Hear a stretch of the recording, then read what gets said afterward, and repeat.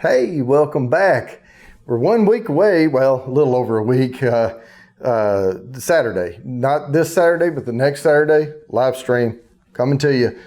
Viewer's choice. So we got all these bourbons and you let me know what you want to see pitted against what. But today we're going to review a bourbon that I've never tried before, and a lot of people I've talked to said I've never heard of that. So let's give it a shot.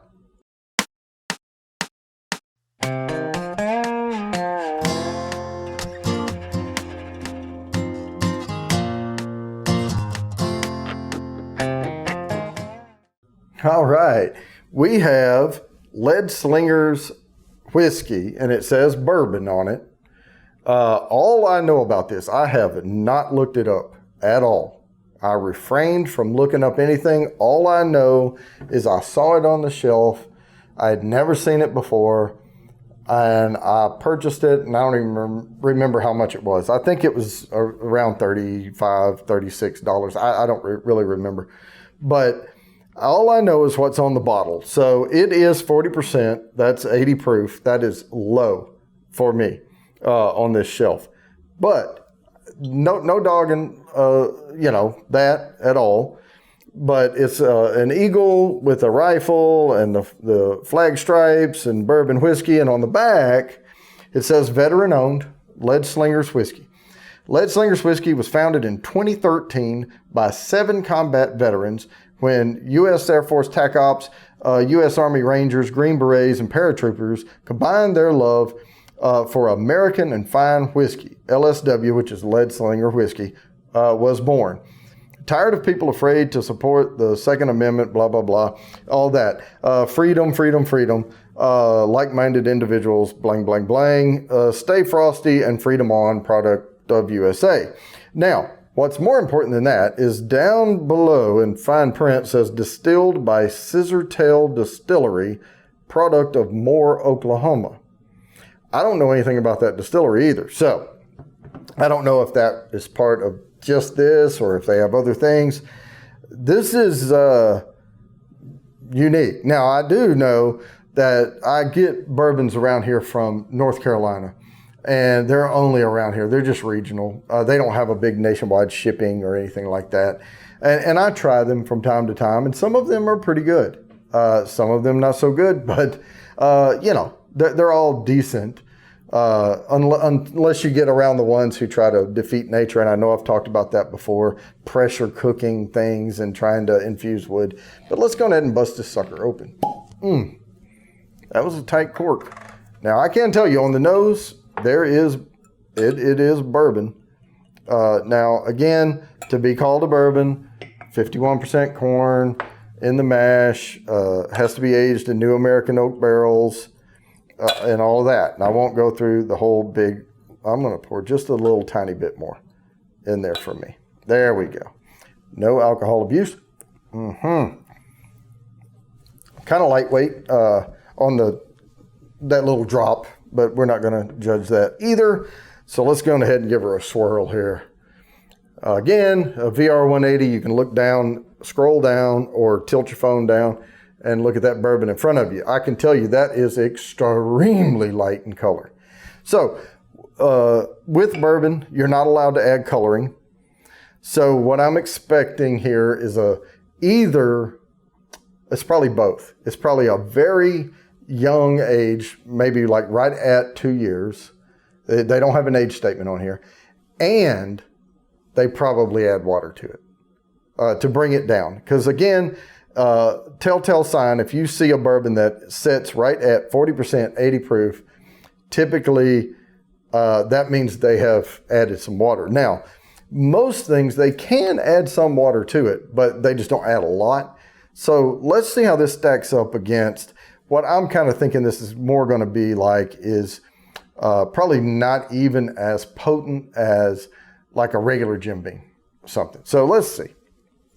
But, they shared their love of whiskey, but gosh, that looks like ice melted in that glass an hour ago.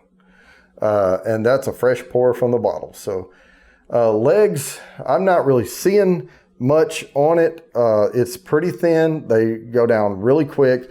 There are some little fish string lines coming down. So I'm not expecting a really good tongue coating.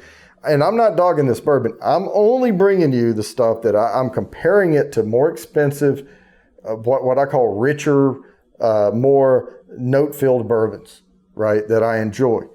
But certainly if you're going to add a lot of water, you're going to get thinner trails. So, you know, I don't know what their distribution is on this. I found it on the shelf here at the ABC store in North Carolina. On the nose, vanilla is coming out.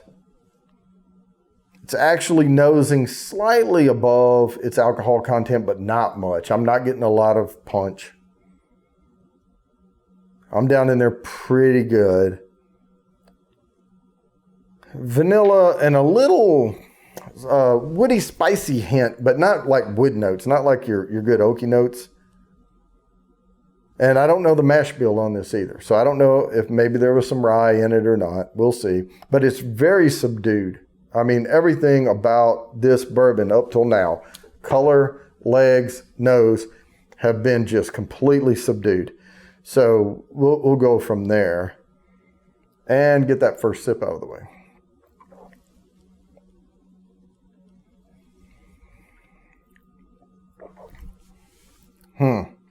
Very thin on the tongue. It's not sweet. I'm not going to give a lot of notes, like I said, off that first hit. Yeah, that's running down like drops of water in the glass. It looks like I rinsed this glass out and shook it out, and I need to turn it upside down and let it air. It's not bad. It's just not much to it. Let me try it again.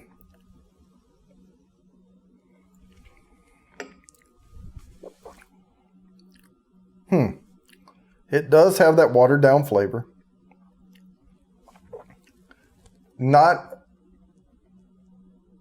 finish is a little lingering warmth right there. Not deep, you know, not a long finish. Really short. Not a lot of flavor to it. Now, there's nothing off-putting about this bourbon. You know, this is way better. You know, as far as, I say better, as far as getting more notes, more flavor out of it. Man, you could, a newbie could do shots of this. I mean, you know, just put it in a snifter and it's like water's already been added.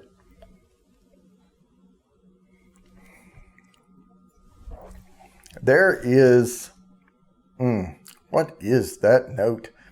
There is, well, again, that's that I want to call it the cheap bourbon note. Okay. It's like a little musty,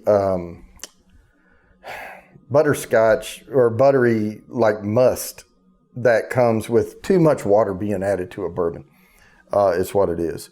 But I can tell you, I think they honestly aged this.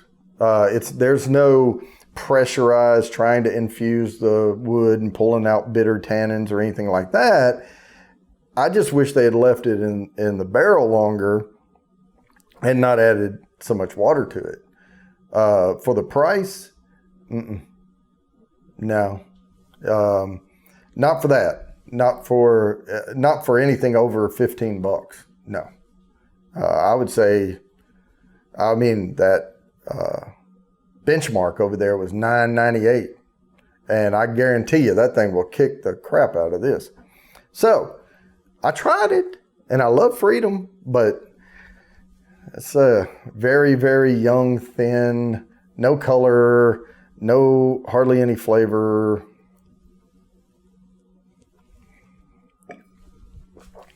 I took a really big slug out of that, and got that musty, you know, like a turning butter note off of it. But again, that's that watered down part, the way I describe it. And that's the way it hits my brain. So I'm done with this. If you want to try it, if you think it looks good on your shelf, get one. But I'm telling you, man, this is not a deep bourbon. And for the price, I mean, I don't consider I wasted money. I mean, I try it. I'm glad I tried it.